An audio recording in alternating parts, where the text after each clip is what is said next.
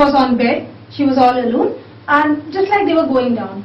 In this whole accident time, when Hooper had met with an accident, Duke was kept in a kennel because Marcy was not a dog lover. She actually was not very inclined to have a dog in her home. She did not like that idea. Even if she liked, there was a huge arguments with Hooper and in between Hooper and Marcy. Even if she wanted to have a dog, she wanted a Pomeranian, a small, cute type of a dog. And Doberman is a huge one. It's a big dog. Anyway, this is how the story revolved. Duke was kept in a kennel, unknown by the fact that his master was already on bed. Anyhow, 6 weeks after the accident from hospital, Hooper was brought back home. And the struggle started. Hooper on his bed, alone, no one to look after and take care because Marcy was already working. She now had to more work because Hooper was not exactly that he was asked to leave the job, but he could not join the job. So Marcy, after completing all the household chores, doing all the necessities for Hooper, used to go to the office, slammed the door, and Hooper was all alone, staring the ceiling, depression and dejection slowly setting in, and finally he became much more helpless, much more sinking in his habit and behavior. Marcy slowly and just silently observed. She became more like, like a kind of thing that she had to endure, but she did not have any other option to do with. Now, this young man,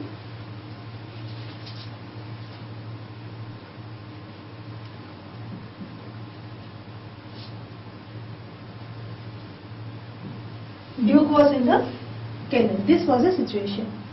After consistent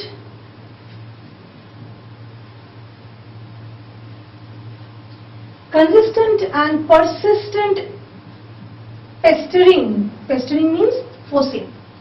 Persistent pestering of Hooper, finally Marcy brought Duke home. He was brought back home. Duke, after seeing the master, was so very excited, he jumped. He simply sprang on his master to see her after so many months.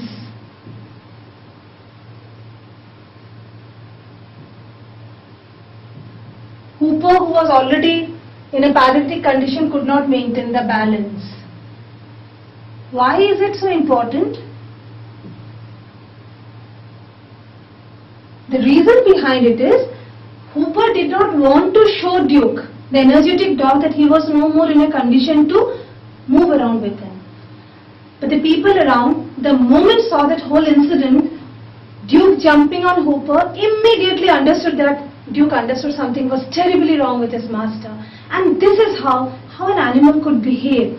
He just understood and kept quiet. And that was the last time Duke had actually jumped on his master. That was the day, and then after, he sat beside his master. Throughout the day, he used to sit beside his master. Marcy went to the work. Duke just kept on sitting by his master's side and just waited and watched his master helplessly. Now, Marcy also was watching the whole thing happening. One fine day, Duke could not take it anymore. An energetic dog sitting like that the whole day, he felt very, very bored. He got bored. Sitting and watching a person lying on the bed. It was just not working. So what did he do? He started nudging. Nudging means pushing, doing something. He would just put his nose inside Duke's arm and just poke him. Get up, like sort of thing. Get up, get up. Least he understood that Hooper was not in a condition to move. But one fine it happened to be like that maybe by accident or maybe by chance or maybe something in Hooper happened, he simply held by his good hand. Left hand was paralytic, right hand he simply held Duke's leash, the belt. He held. And Duke was like a current. He just with a jerk stood up and just sprang up, took a circle and just stood straight. Marcy was very much there. She saw the whole thing happening and Duke just pulled his master to get up. Marcy helped and Hooper just tried to manage to come out of the bed, balanced himself on his right foot and tried to just to stand, minimum effort. And what did Duke do? He just moved 2-3 steps, pulled his leash, the leash that Hooper had held, pulled it taut. Taut means quite tight, make it stiffened so that there